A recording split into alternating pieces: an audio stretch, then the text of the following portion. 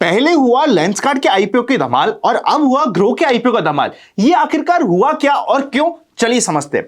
देखिए मैं आपको याद दिलाता हूं, जब लेंसकार्ट का आईपीओ आया था वहां पे वैल्यूएशंस बहुत ज्यादा थी, मैंने आपको बताया भी था। पर जैसे ही फर्स्ट डे पे हमें एंकर बुक देखने को मिली थी, एंकर बुक देखने के बाद मैंने काफी पॉजिटिव वीडियो बनाया था लेंसकार्ट के ऊपर। और भैया इतने कमेंट्स आ गए कि अनंत आप तो बिक गए, आपने तो पैसे लेके बात कर दी। भैया कोई नहीं बिके थे, कोई पैसे लेके बात नहीं करी थी, पर जो सामने हमें दिख रहा है वो मुझे आपको अपडेट करना पड़ेगा। जैसे ही एंकर बुक आई थी लेंसकार्ट की, मैं लेंसकार्ट में पॉजिटिव हो चुका था और ये एक्सपेक्टेशंस थी कि आगे पीछे ये आईपीओ बहुत इमीडिएटली बेसिस पे ठीक हो जाएगा। जब ये लेंसकार्ट का आईपीओ लिस्ट हुआ था उस दिन भी काफी इंटरेस्ट बना हुआ था, पूरे दिन एवरेज ट्रेडेड प्राइस के ऊपर था। एक बार वैसे भी रिटेलर्स के पास माल बहुत कम है, माल सारा का सारा एब्जॉर्ब किया, बाद में सारा का माल खत्म हो चुका है और जैसे ही खत्म हुआ आज आप देख सकते हो क्या हाल हुआ, बड़ा अच्छा ये मूव कर चुका था। सेम बात करते हैं ग्रो की। ग्रो में वैल्यूएशन ज्यादा थी, हम सभी को पता था, पर वापस से मैंने आपको लेंसकार्ट का एग्जांपल देते हुए बताया था कि अगर ग्रो में भी, क्योंकि ग्रो में भी रिटेल का पोर्शन काफी कम रहेगा, रिटेल ज्यादा इंटरेस्टेड नहीं रहेंगे बिकॉज वैल्यूएशन हाई है। अगर ग्रो में भी एंकर बुक अच्छी आती है, जो कि आई थी, जो मैंने आपको अपडेट भी करा था। सेकंड ये भी बताया था कि अगर आपको एचएनआई और क्यूआईबी के कोटा में 10 गुना से ज्यादा सब्सक्रिप्शन होते हुए दिखे तो ये काफी एक्साइटिंग आईपीओ हो चुका होगा और आज लिस्टिंग पे 30% का ये गेन दे चुका था।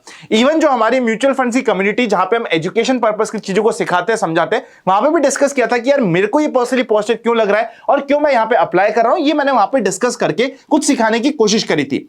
अब आपके लिए यहां पे एक इंपॉर्टेंट लर्निंग, ऐसा मत करिएगा कि इस आईपीओ की रनिंग रैंडमली एक जो दूसरा आईपीओ ओपन हो रखा है जहां पे वैल्यूएशन बहुत ज्यादा है, बिना उसका क्यूआईबी और एचएनआई कोटा देख के वहां पे पीछे भागा जाए। पहली इंपॉर्टेंट लर्निंग, हर एक आईपीओ डिफरेंट होता है, हर एक आईपीओ को डिफरेंट तरीके से देखना इंपॉर्टेंट होता है। पर यस, मैं नाम ही ले लेता हूं ना, ध्यान से समझिएगा, सिर्फ एजुकेशन पर्पस के लिए आपको बता रहा हूं। कोई भी काम करने से पहले अपने फाइनेंशियल एडवाइजर से कंसल्ट करना मत भूलिएगा। फिजिक्स वाला का आईपीओ पे ओपन है, वैल्यूएशंस बहुत ज्यादा हाई है, एंकर बुक एवरेज आई है, मैं बहुत ब्रिलियंट नहीं कहूंगा, बहुत खराब नहीं कहूंगा, एवरेज आई है। क्यूआईबी पोर्शन और एचएनआई पोर्शन पे आपका स्पेशल ध्यान होना इंपॉर्टेंट है। 10-12 गुना 15 गुना से ज्यादा ओवर सब्सक्राइब होता है तो थोड़ी बहुत जो एवरेज एंकर बुक आई है उसको भी हम यहां पे स्टडी करने के पर्पस से ये आईपीओ काफी important and interesting to watch out हो जाएगा। अभी तक जो आप बिल्कुल ब्लाइंडली से इग्नोर कर रहे हैं वैसा मत करिएगा। ये हो गई है पहली लर्निंग। सेकेंड लर्निंग, एक ऐसा आईपीओ जिसमें पब्लिक सेंटीमेंट बहुत नेगेटिव है, बहुत जूते पड़ रहे हैं, एक ऐसा आईपीओ जिसमें HNI, big players, QIB, anchors positive है, ये IPO more often than not ठीक करने की उम्मीद रखता है। पब्लिक सेंटीमेंट्स एक अलग है, वैल्यूएशंस एक अलग है और मार्केट का रिस्पांस कंप्लीटली डिफरेंट थिंग है। फॉर एग्जांपल यूएस की कंपनी है एनवीडिया, कितने लोग नेगेटिव है और कितने लोग घर बार उजाड़ चुके हैं एनवीडिया के शेयर में कि भैया इसको शॉर्ट करे जा रहे हैं, शॉर्ट करे जा रहे हैं, पर वो ऊपर बढ़े जा रहा है। मैं ये नहीं कह रहा कि बबल बस्ट नहीं होगा, बस्ट होगा। मैं ये भी नहीं कह रहा कि जो कंपनी लिस्ट हो गई है, फॉर एग्जांपल रिसेंटली लेंसकार्ट हुई है और ग्रो हुई है, ये कभी टूटेंगे नहीं। हर आईपीओ की एक साइकिल होती है कि वो एक बार मैच्योर होके बाद में वो अपना एक कर्व बनाता है, उसके बाद वो ब्रेकआउट देता है या ब्रेकडाउन होता है, वो कंप्लीटली डिफरेंट सिनेरियो है, वो अभी हमें उसमें पढ़ना ही नहीं है। पर as an IPO investors listing पे और लिस्टिंग पे जाने के बाद पहले 15 मिनट के लो को ध्यान में रखते हुए ट्रेल करने वाली स्ट्रैटेजी, या फिर पहले 15 मिनट के एवरेज ट्रेडेड प्राइस के अगर ऊपर चल रहा है आपका स्टॉक का प्राइस तो उसके बाद ट्रेल करने की स्ट्रैटेजी। अगर आप प्योरली आईपीओ इन्वेस्टर है तो उसके लिए आपको irrespective of valuation, irrespective of की मार्केट सेंटीमेंट क्या है, as a pure IPO investor दिमाग पे ध्यान देना पड़ेगा और फोकस करना पड़ेगा। अगर वैल्यूएशन महंगा है पर फिर भी क्यूआईबी बढ़ चढ़ के आ रहा है, एचएनआई बढ़ चढ़ के आ रहा है, फिर भी एंकर बुक बहुत अच्छी आ रही है, तो अगली बार ध्यान रखिएगा जो पास हो गया उसको हमारी लर्निंग है। कई बार क्या होता है, हम पास में इतना ज्यादा डूबे रहते हैं, इतना ज्यादा लोगों को ब्लेम करने की कोशिश करते हैं। मुझे पता है अभी भी बहुत सारे कमेंट आएंगे ना, तो आप तो ग्रो पे या लेंसकार्ट पे नेगेटिव थे, पर एंकर बुक आने के बाद मैंने आपके लिए अपडेटेड वीडियो भी डाला था, जिसके लिए आपको चैनल को सब्सक्राइब और बेल आइकन क्लिक करना पड़ेगा। Open for all free Telegram channel join करके रखिएगा, जिसका लिंक डिस्क्रिप्शन में। उन सब बात को हटा देते हैं। मैं तो मानता हूं कि आपने अपना खुद का डिसीजन बनाया और डिसीजन में ये आया कि हमें अप्लाई नहीं करना है, कोई बात नहीं। अगर कोई अपॉर्चुनिटी आपसे मिस हो गई, it is part of the game. ये मत सोचिए कि जो अपॉर्चुनिटी मिस हुई है बस वहीं पे मुझे दुनिया का सारा प्रॉफिट करना था। ये एक नेगेटिव माइंडसेट होता है। कमेंट में जाके आप चाहो जितना नेगेटिव लिख सकते हो, वो आपका पर्सनल माइंडसेट है। पर यहां पे आपने क्या सीखा, सीख के क्या घर लेके गए, वो है आपकी एक्चुअल अर्निंग। स्टॉक मार्केट में आप लर्न करते हो और आप अर्न करते हो। पहले आपको लर्न करना ही पड़ेगा, फिर अर्निंग होगी। तो कभी कभी लर्निंग पे भी फोकस करिए। अगर अपॉर्चुनिटी आपने यूज करी, बहुत अच्छी बात है। बाय चांस मिस हो गई, तब इट्स एब्सोल्युटली ओके। पर इस बार अपॉर्चुनिटी मिस हुई है, अगली बार ना हो, उसके लिए हम अपने आप को कैसे अपडेट कर सकते हैं, कैसे एजुकेट कर सकते हैं, उसके ऊपर फोकस करिए। चलिए अब मार्केट्स पे आ जाते हैं। मार्केट्स पे सबसे पहले ट्रम्प साहब की तरफ से ये एक्सपेक्टेशंस आ रही है, जो आप न्यूज अपनी स्क्रीन पे चेकआउट कर सकते हो, कि टैरिफ के रिडक्शन। हमारी कितनी बार बात हुई है भैया, ट्रम्प साहब अपनी एक बात पे रह ही नहीं सकते। उन्होंने आज बात बोली ट्रेंडिंग आने के लिए, कल वापस से ट्विटर पे ट्रेंड होने के लिए, सोशल मीडिया पे ट्रेंड होने के लिए वो अपनी ही बात से पलट जाएंगे, हम सभी को पता है। But finally I am expecting कि ये जल्दी से खत्म हो जाए। यहां पे ये जो न्यूज आई है ना कि भैया मेजर रिडक्शन की बात हुई है, ये फाइनल स्टेज पे है। अब अगर ये फाइनल स्टेज पे आने के बाद भी 2 हफ्ते तक डिसीजन नहीं आया, तो मार्केट इसको नेगेटिवली लेगा, ध्यान रखिएगा। सेकंड मार्केट के लिए पॉजिटिव बना हुआ है एग्जिट पोल। एग्जिट पोल में एनडीए की सरकार, मतलब जो एग्जिस्टिंग सरकार है, मार्केट को फर्क नहीं पड़ता कि भाई कौन सी पार्टी जीत रही है, वो पार्टी अच्छी है या खराब है। मार्केट को यह फर्क पड़ता है कि जो सेंटर पे रूल कर रही है वही वापस से अगर सरकार जीतती है, तो मतलब सेम सरकार का अभी भी पावर कंटिन्यू हो रही है और डिसीजन मेकिंग लेने के लिए इजी रहेगा। तो बस मार्केट को यह देखना है, अगर सेम पावर जो सेंटर में चल रही है वो वापस से आती है, तो वो मार्केट उसको पॉजिटिव लेता है, और एग्जिट पोल में पॉजिटिव ले चुका है ऑलरेडी। अब क्योंकि ये एग्जिट पोल पे ऑलरेडी पॉजिटिव लेके ये मूव दे चुका है, हल्का सा नेगेटिव भी या हल्का सा मिस होना भी मार्केट के लिए नेगेटिव रहेगा। इस चीज को ध्यान रखिएगा। अब मार्केट चाहता है कि एक क्लीन स्वीप हो जाए and market will enjoy that. बात खत्म हो गई। सबसे बड़ा नेगेटिव, पॉजिटिव हमने मार्केट्स के लिए बात कर दी है, सबसे बड़ा नेगेटिव और सरदर्द मार्केट के लिए बना हुआ है एफआईआईस का फ्लो। एफआईआईस एक तरफ बैक टू बैक बेचे जा रहे हैं, आप चेकआउट कर सकते हो। अगर आप मंथली बेसिस पे भी देखोगे तो बैक टू बैक एफआईआईस की तरफ से सेलिंग आ रही है, जो हमारे लिए नेगेटिव बना हुआ है। 5 महीने बैक टू बैक हो चुके हैं जहां पे एफआईआईस रेगुलरली बेच रहे हैं।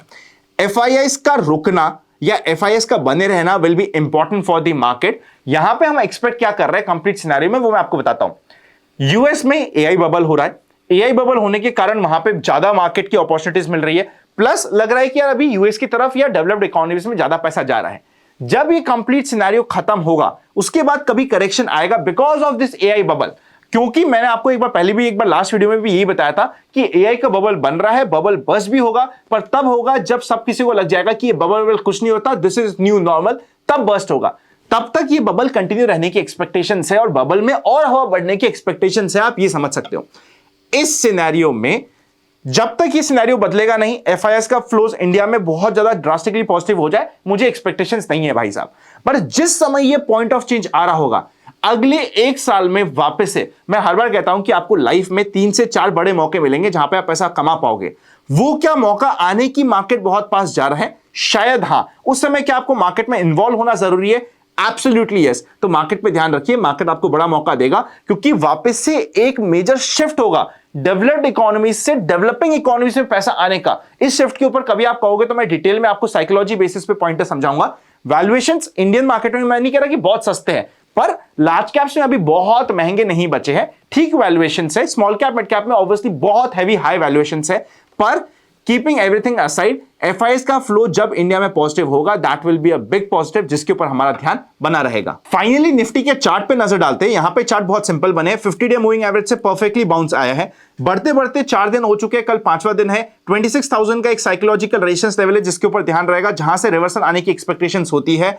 अगर रिवर्सल आना है, अगर प्रॉफिट बुकिंग आनी है, अगर थोड़ी सी शांति आनी है, तो यही लेवल होता है। और कल नहीं तो एट मैक्स परसों का ही दिन होता है, जहां पे अगर मार्केट को थोड़ा बहुत करेक्ट करना है तो वो कर सकता है। बेनिफिट ऑफ डाउट हम मार्केट को दे देंगे। और किसी भी सिनेरियो में ये जो ग्रीन लाइन चल रही है 10 डे मूविंग एवरेज, ये आपके लिए ट्रेलिंग स्टॉप लॉस रहना चाहिए। बहुत सिंपल सा।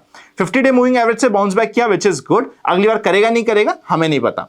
Bank Nifty in the same way अपने परफेक्ट रेजिस्टेंस लेवल से थोड़ा सा करेक्ट हुआ है। इस लेवल के ऊपर जाएगा तभी नया बुलिश मेंटेन होगा, वरना ये मेजर एक रेजिस्टेंस लेवल मार्केट के लिए बना हुआ है। और पहले बैंक निफ्टी अपनी स्ट्रेंथ तोड़ेगा, बिकॉज बैंक निफ्टी ने प्रॉपर्ली रिटेस्ट नहीं किया है। वो बिना रिटेस्ट करे ऊपर भागा है। जो बिना लाइन को टच करे अपनी वापस से नई लाइन की तरफ जाने की कोशिश करता है, उधर कई बार हमें दिक्कतें आ जाती है। गोल्ड और सिल्वर पे भी मैं आपको चार्ट शॉर्ट में दिखा देता हूं। हमेशा मेरी बात हुई थी कि 50 day moving average important support line है, और आप ये समझ रहे हो कि गोल्ड और सिल्वर खत्म हो गए हैं, तो प्रोबेबली आप गलत हो। सिल्वर का आप मूव देख सकते हो, गोल्ड का इन दी सेम वे आप देख सकते हो। गोल्ड ज्यादा टूटा ही नहीं था तो ज्यादा बढ़ भी नहीं रहा, पर गोल्ड और सिल्वर आपके लिए इंपॉर्टेंट है।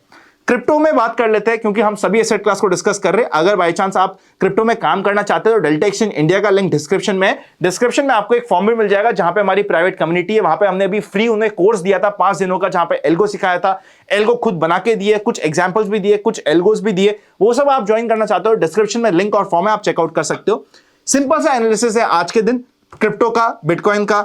इनसाइड कैंडल बन रही है, ब्रेकआउट ब्रेकडाउन पे ध्यान देंगे, इनसाइड कैंडल का फ्रेमवर्क कंटिन्यू होगा।